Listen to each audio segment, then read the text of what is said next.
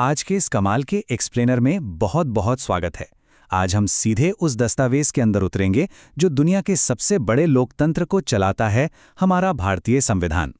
हम देखने वाले हैं कि कैसे ये बेहतरीन दस्तावेज एक आम इंसान की आज़ादी और पूरे समाज की भलाई के बीच एकदम परफेक्ट बैलेंस बनाता है। ये सिर्फ कानून की कोई बोरिंग किताब नहीं है, बल्कि एक ऐसी नींव है जिस पर एक बराबरी वाला समाज खड़ा है। हमारा आज का रोड मैप बिल्कुल क्लियर है।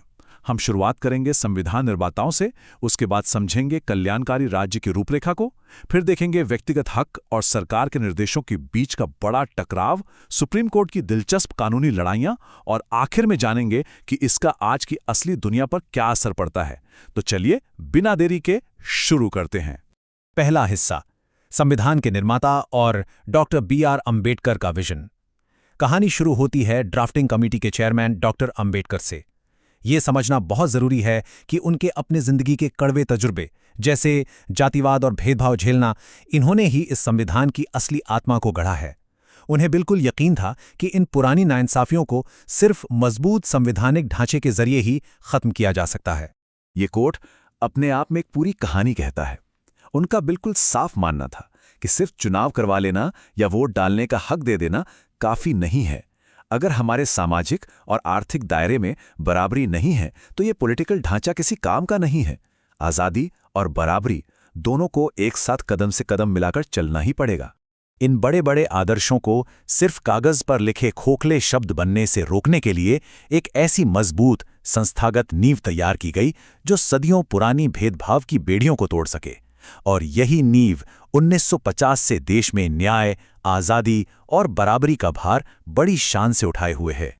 दूसरा हिस्सा, कल्याणकारी राज्य की रूपरेखा। अब इस कहानी का एक बड़ा ही मजेदार पहलू आता है।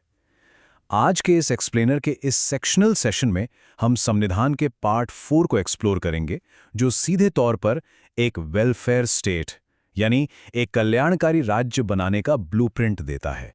सोचिए कि देश चलाने के लिए सिर्फ लॉ एंड ऑर्डर ही काफी नहीं है, बल्कि कुछ और भी चाहिए। आयरिश संविधान से प्रभावित होकर directive principles of state policy यानी DPSP लाए गए। हालांकि इनके नाम आने जाने पर सीधा कोर्ट नहीं जाया जा सकता, पर देश के सुशासन के लिए ये बिल्कुल जरूरी सिद्धांत हैं। इनका बस एक ही बड़ा लक्ष्य था, ज्यादा से ज्यादा लोगों की ज्यादा से ज्यादा भलाई। अगर हम इस लंबे चौड़े ब्लूप्रिंट को अलग अलग हिस्सों में बांट लें तो साफ पता चलता है कि ये हमारी रोजमर्रा की जिंदगी के हर एक पहलू से जुड़े हैं। चाहे वो सबको समान काम के लिए समान तनख्वाह देना हो, जंगल और जानवरों को बचाना हो, या फिर जरूरतमंद को मुफ्त कानूनी मदद देना हो। ये सब कुछ एक आधुनिक और बेहतर देश का ही तो खाका है। तीसरा हिस्सा, अधिकार बनाम राज्य के निर्देश। चलिए अब आते हैं इस पूरी कहानी के सबसे बड़े ट्विस्ट पर। एक ऐसी टक्कर जो एक इंसान की आज़ादी और पूरे समाज की भलाई के बीच होती है। ये हमारे कानूनी इतिहास का सबसे दिलचस्प और गहरा मुद्दा रहा है। इस टकराव को समझना बहुत जरूरी है। एक तरफ हैं फंडामेंटल राइट्स जो बिल्कुल स्ट्रिक्ट हैं, इन्हें कोर्ट तुरंत लागू करवा सकता है और ये सरकार को बताते हैं कि उसे क्या नहीं करना चाहिए। दूसरी तरफ हैं डायरेक्टिव प्रिंसिपल्स जो पूरे समाज की भलाई के लिए हैं। ये सरकार को बताते हैं कि उसे क्या करने की कोशिश करनी चाहिए, पर इन्हें कोर्ट में जबरदस्ती लागू नहीं करवाया जा सकता। तो यहाँ एक बड़ा और थोड़ा पेचीदा सवाल पैदा होता है। क्या होगा अगर सरकार सबकी भलाई के लिए कोई कानून बनाए और उसके चक्कर में किसी आम इंसान का मौलिक अधिकार जैसे प्रॉपर्टी का अधिकार छिन जाए? आज़ादी के बाद के शुरुआती दशकों में इस एक सवाल ने कानूनी गलियारों में भारी भूकंप ला दिया था। चौथा हिस्सा, सुप्रीम कोर्ट की लड़ाइयाँ। ऐसे में मामला सीधा पहुंचा सुप्रीम कोर्ट के दरवाजे पर और यहां से शुरू हुई करीब 30 साल तक चलने वाली एक लंबी रस्साकशी। ये एक ऐसी यात्रा थी जहां अदालत को एक के बदले दूसरे को चुनने से लेकर दोनों के बीच एक सही तालमेल बिठाने का रास्ता खोजना था। वक्त के साथ साथ कोर्ट की सोच भी बदलती गई। 1951 में लगा कि भाई फंडामेंटल राइट्स ही सबसे ऊपर हैं, पर आगे चलकर 1973 के फेमस केशवानंद भारती केस तक आते आते सोच बदली कि दोनों हिस्सों को एक साथ मिलकर चलना होगा। बीच में 42वां संशोधन ने इस बैलेंस को थोड़ा बिगाड़ने की कोशिश जरूर की, पर बात वहां रुकी नहीं।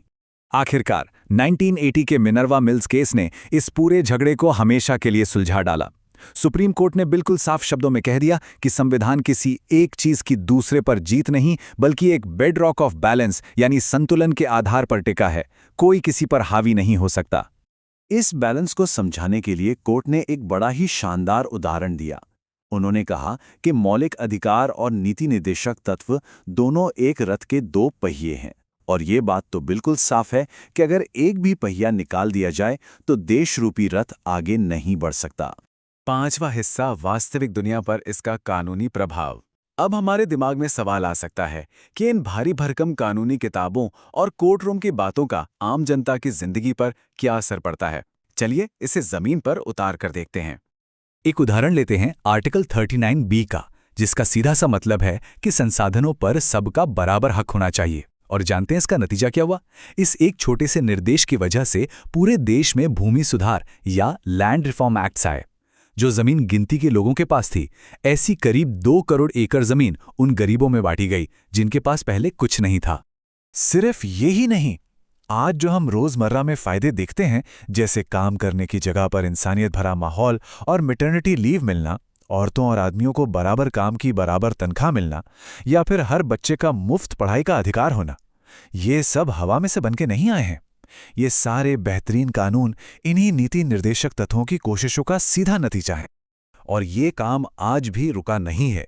देश की विधानसभाएं और संसद आज भी इसी रूपरेखा को एक रोडमैप की तरह इस्तेमाल करके नए कानून, नई वेलफेयर स्कीम्स और पर्यावरण को बचाने की नीतियां बना रही हैं। काम लगातार चालू है। इन सब बातों से एक चीज तो बिल्कुल साफ हो जाती है, हमारा संविधान कोई शेल्फ पर रखी पुरानी धूल खाती हुई किताब नहीं है। लगातार होते बदलावों और अदालती फैसलों के बाद भी ये दस्तावेज एक जिंदा, सांस लेता हुआ और वक्त के साथ कदम मिलाकर चलने वाला हमारा सबसे बड़ा साथी बन गया है। तो आज के इस एक्सप्लेनर को हम एक जोरदार सवाल के साथ यहाँ रोकते हैं। अगर आज़ादी और सबकी भलाई के बीच का ये बैलेंस वाकई में एक जीवंत आधार है, तो नई सदी के नए और अनजाने चैलेंजेस के सामने हमारा संविधान खुद को कैसे ढालेगा? आज के तकनीकी और आर्थिक बदलाव के दौर में आने वाली पीढ़ियां इस संवैधानिक रथ को किस तरफ ले जाएंगी, यह सोचना बाकी है। खैर, आगे सीखने और जानने के लिए अभी बहुत कुछ बाकी है।